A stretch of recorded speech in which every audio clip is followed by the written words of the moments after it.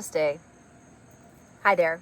I'm Jill Loftus of Newt Astrology, and today my talk is going to be 10 truths of life that you've never been told. Now, I have found as I've grown up and learned and lived and loved and suffered and, gone through life and discovered yoga, spirituality, astrology, things that broaden my mind, broaden my perspective. I realize that there are things that we are not taught as children or even as we're growing up. There are things that we are taught. Of course, our parents do their best. All of our parents do our best. All of us as parents, we absolutely do our best, right? But there's some truths to life that we've not been told. So I'm going to talk about those 10 truths today. Now I'm going to list the 10 right off the bat so you know what they are, okay? And then we're going to break them down, all right? So the number one truth that you've never been told is that karma is real and that it's not a law of retribution, okay? Number two, that Dharma is also real. Dharma meaning soul purpose, okay? And the Dharma also, it kind of adjusts the karma based on your time, place, and circumstance. So we tend to think of karma as hard and fast rules, but through the filter of Dharma, there are different rules for different times of your life in different situations. Okay, I'll talk more about that. Number three, your words and your thoughts have the same power as your actions. All right. Number four, the truth you haven't been told is that you are God. All right. God is not out there. God is in here. I'll talk more about that as well. Number six, at the end of life, and we're all going to die. Okay, it's just a question of when. But when we pass, no one else sits in judgment of us. We judge ourselves. All right. Number seven, death is just a change in form and a change in realm. Nothing more and nothing less. It's like putting on a different outfit in a different place. Okay? Number eight, there are two things that bind souls together throughout incarnation after incarnation. And those are great love and great dislike or hatred. Those both bind souls together. Number nine, detachment is not indifference. Practicing detachment, important. Indifference, not okay. And finally, the last thing I think is the most important truth that you've never been told, that love and gratitude are the most powerful forces here on earth. And if you can harness the power that you have, the capacity you have to be loving and to be grateful,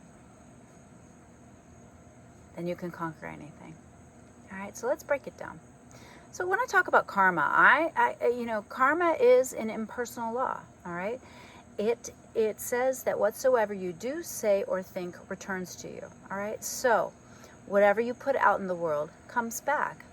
The seeds that you plant, they blossom, they bloom, and the fruit comes to you, right? And there are many different types of karma, and I'll definitely have an episode that's just devoted to karma. But don't think for 1 minute that things happen to punish you. They only happen to teach you. It's an educational process.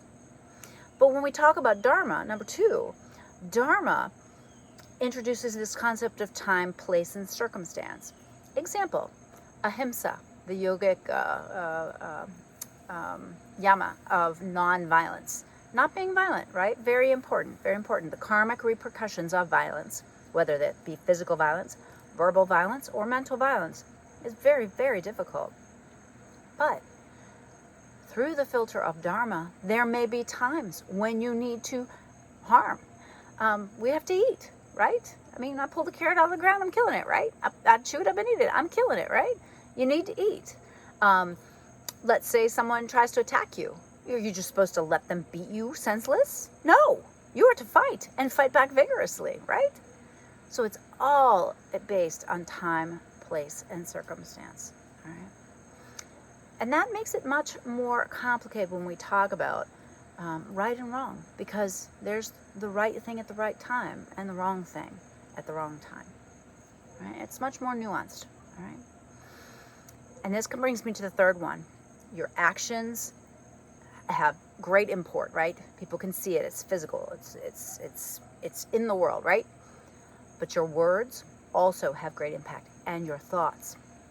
So if you're doing one thing and then saying another and then thinking another, you're not putting all the energy behind that action. Same thing, you might say on the outside, oh, well, no, I'm not going to do this, this, and this. And then you think about it all the time, you're still magnetized to it. You're creating a magnet to it. All right, number 4, and some people would find this controversial, but you are God, or the cosmos, or the universe, or the wow, the Shakti, however you want to look at the divine entity that is what we consider to be God, okay? You are a drop of the ocean, and you are separated out into this physical form, into matter. But once you go back to the ocean of life, right, you are reabsorbed into the ocean of life, and you will not be clothed in matter like this. You will not be this.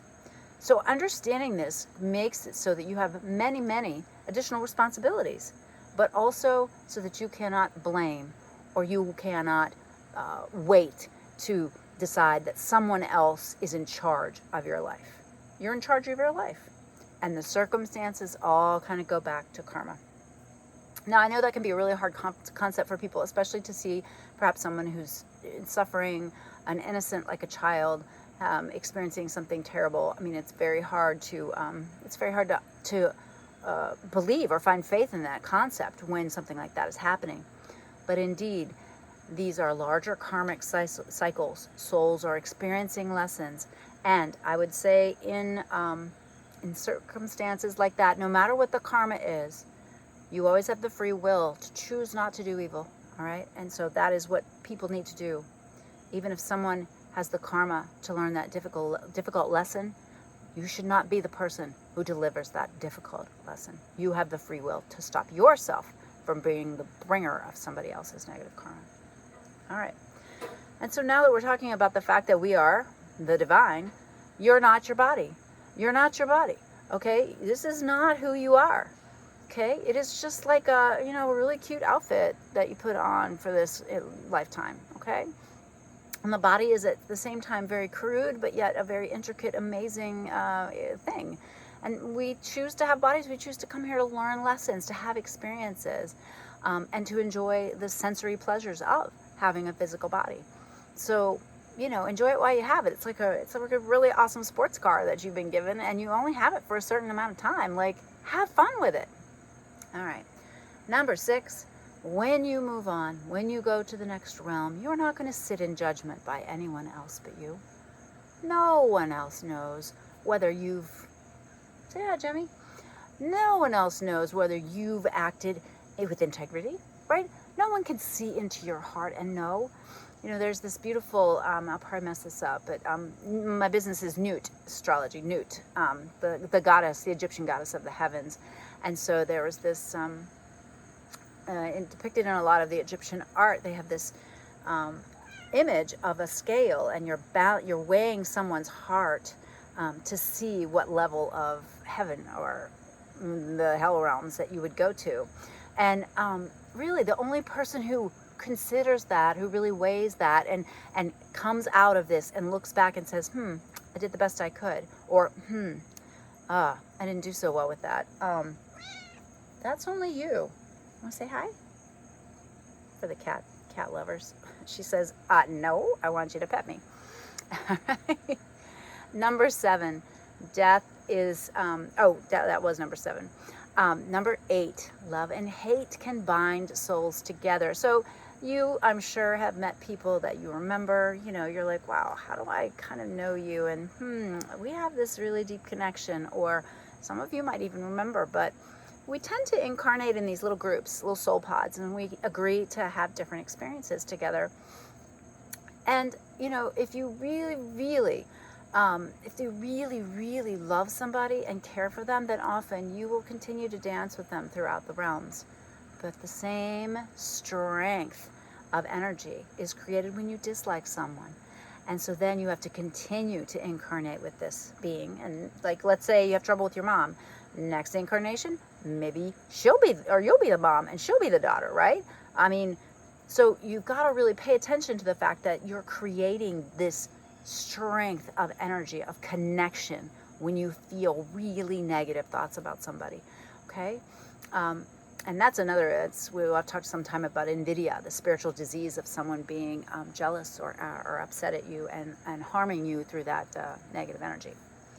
All right, number 9, detachment is not indifference. Being detached does not mean you don't give a shit, okay? So yogic detachment means you can step back and know what to do. It's kind of like, you want your doctor when you show up in the ER to be detached a little bit. You don't want them to be like, oh God, it's so terrible. Oh my God, you poor thing. No, you want them to be like, okay, well, this is what we need to do. That's what we need, right? That's what we need. We need to be detached enough. But we have to balance our detachment with compassion, and I think that's what people forget.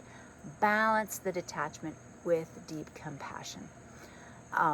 It's just the only way to be, okay? All right, and then finally, number 10, love and gratitude. All right, what do you come into this world with? Nothing, not much. Your memory tract, right? The gifts and talents as you have accumulated in previous lifetimes. Some people come in, they're prodigies, right? They have incredible gifts at sports or music or math or something like that. But you come in with that knowledge, but then when you leave, what do you have? Well, yes, you have the accumulated knowledge again, but truly, it's the love and the wisdom that you've gained. The love and the wisdom. So, love and gratitude, being grateful, are two of the most powerful forces in the world. If you can really harness those, love for yourself, gratitude for every experience, really looking at what you learn from everything that happens and everyone you encounter. This will strengthen you spiritually. It will help to give you a better outlook, and really it will be some of the real benefits and boons and blessings that you'll take with you as you move on to the next lifetime or incarnation, right? You'll be vibing really high. And that's a really easy thing to say, like vibe high, but it's a legit thing, right? It's a legit thing. The higher vibration, the more you go up through the spiritual realms, all right? Well, I hope you enjoyed this video. Check it out. I made a list below of the 10 truths. If you have some others that you've learned or gleaned through this lifetime, drop them down in the comments. If you found this useful, please subscribe, and please share with your friends and other spiritually minded folks. I'll join you again in the next video. Thank you for watching, and have a great day. Namaste. Bye. Gemini says bye.